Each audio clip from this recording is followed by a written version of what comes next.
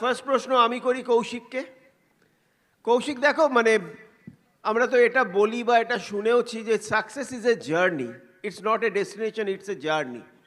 তা আমরা যখন বিজনেসে আসি ভীষণ এক্সাইটেড এবং আমরা ভাবি যে এই হবে সেই হবে, কিন্তু কিভাবে হবে অত কিছু জানি না, বা কিভাবে নিজেদেরকে অ্যাপ্লাই করতে হবে সেটাও জানি না। উৎসাহ আছে, কিন্তু আমাদের মানে নিশ্চয়ই সেইটা শিখিয়ে দেওয়ার দরকার। হোয়াট ইজ দ্য জার্নি, কীভাবে এগোনো যায়, এবং সেগুলোই আমরা শিখেছি, ফলো করেছি এবং সেভাবেই এগিয়েছি। তা তোমার কাছে নতুন যারা আসে তাদেরকে সেই জার্নি সম্বন্ধে তুমিও নিশ্চয়ই এখনও শেখাও। তো সেই সাকসেস জার্নিটা কীরকম হয় সেটা যদি আমরা সবাইকে একটু শেয়ার করি। গুড আফটারনুন সবাইকে, হ্যাপি নিউ ইয়ার। যেটা সুভাষিসদা বলছেন, প্রত্যেকটি মানুষ যখন জয়েন করে, মানে আমরা তো দেখেছি ডিফারেন্ট টাইপের মানুষ এই বিজনেসে আসে, আর প্রত্যেকটা মানুষই ডিফারেন্ট, মানে বিভিন্ন ব্যাকগ্রাউন্ড থেকে আসে, বিভিন্ন প্রফেশনের মানুষ আসে, পার্সোনালিটিগুলোও ডিফারেন্ট। তো কারোর সঙ্গে কারোর মিল নেই, এবং সকলেই কিন্তু একবার প্ল্যান দেখে ক্লিয়ার হয় না। প্রথম যখন প্ল্যান দেখে যখন জয়েন করে তখন সে সবটা বোঝে না, হয়তো কোনো একটা পয়েন্ট তার ভালো লেগেছে সেই জন্য জয়েন করলো। আবার কেউ কেউ আছে যে আমার বন্ধু বলছে বা আমার খুব ক্লোজ রিলেটিভ বলছে সেই জন্য জয়েন করলো। আস্তে আস্তে আস্তে আস্তে বুঝতে পারে। প্রথমে যখন শুরু করে সকলেরই কিন্তু খুব ডাউট থাকে। আমি এখন পর্যন্ত এই 27 বছর বিজনেস করছি, এমন কোনো লোককে দেখিনি প্রথম দিনেই সব বুঝে গেছে আর বুঝে গিয়ে একদম করে ফেলে সঙ্গে সঙ্গে হলো, এরকম হয় না।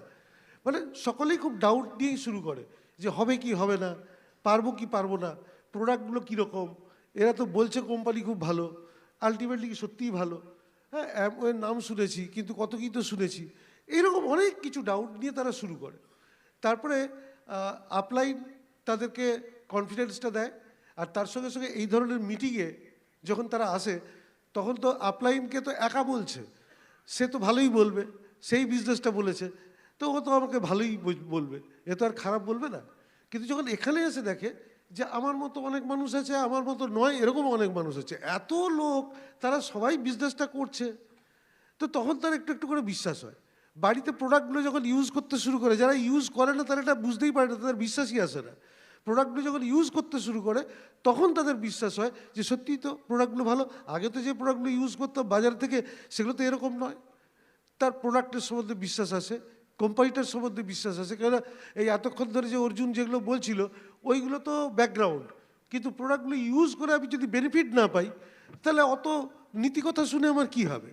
তো ফার্স্ট আমার ওইটা বেনিফিট পেলাম, আমার বিশ্বাস হলো সত্যি এটা ভালো।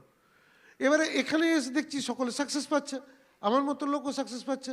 হ্যাঁ, একদম নোবেল প্রাইজের জন্য নমিনেশন পাওয়া ডাক্তার সেও সাকসেসফুল, আবার একদম বাস কন্ডাক্টর, লরি ড্রাইভার সেও সাকসেসফুল, আমি তো মাঝখানে আছি, তা আমিও সাকসেসফুল হতে পারবো। এইরকম করতে করতে আবার আপলাইনের উপর একটু বিশ্বাস গজিয়ে ওঠে।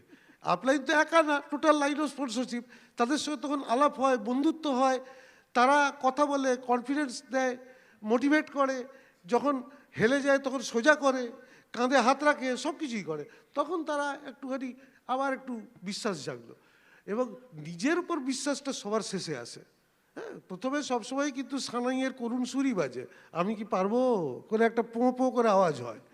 হ্যাঁ, যতই ভালো প্ল্যান হোক, যতই সবাই পারুক, আমি কি পারবো, এইটা ভেতর থেকে এই সানাইয়ের বাজনাটা যখন কমতে শুরু করে, আমরা একটা গ্লিস্টার বিক্রি করলাম, একজনকে ইনভাইট করে ডেকে আনতে পারলাম, একজন সাইন আপ করলো, তখন মনে হলো আমি দিগ্বিজয় করেছি।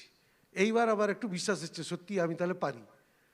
ওসব ডায়মন্ড টায়মন্ড অনেক দূরের কথা, আমরা এখানে যারা বসে আছি কেউ কোনোদিনও প্রথমে ভাবিনি যে 3% হব, তারপরে তো ডায়মন্ড, সুভাষিসদা ছাড়া, অনিরুদ্ধ ছাড়া, কেন ওরা জন্মেই বড় পীরে চলে গেছিল।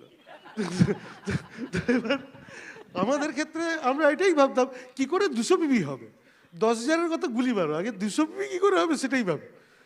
এমন অনেকে আছে আমার একটা জয়নিং কী করে হবে, এই করতে করতে বিশ্বাসটা বাড়তে থাকে, যখন একটু একটু করে হতে থাকে। হ্যাঁ, আমি 3% হয়েছি, তাহলে এবার 6 হতে পারবো, এবার 9 হতে পারবো। তারপরে একটা সময় না আপলাইন গুতিয়ে গুতিয়ে মিটিংয়ে পাঠায়। আপলাইন বলে এই ক্যাসেটটা শোনো না, আমি আর আমার তো নিজের মনে আছে, আমাকে দেবাশিস বলেছিল একটা বই পড়বার জন্য, আমি বললাম আমি তো ওটা পজিটিভ মেন্টাল অ্যাটিটিউডের বই, ওটা তো কিনতে হবে, আমি তো এমনিই পজিটিভ। তারপর আমি ভাবছি আবার ইনভেস্ট করবো কেন, আগে মাল আসুক।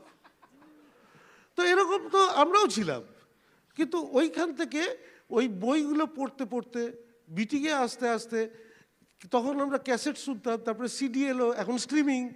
যারা সাকসেসফুল লোক তাদের কথা শুনতে শুনতে, আপলাইনের সঙ্গে রেগুলার কথা বলতে বলতে আমার একটা সময় মনে হলো যে এটা আমার যখন টিম হচ্ছে, এবার এটা আমার ব্যবসা, এবার আমাকে অনেকগুলো লোক ফলো করছে, তখন আমি করতে শুরু হলো।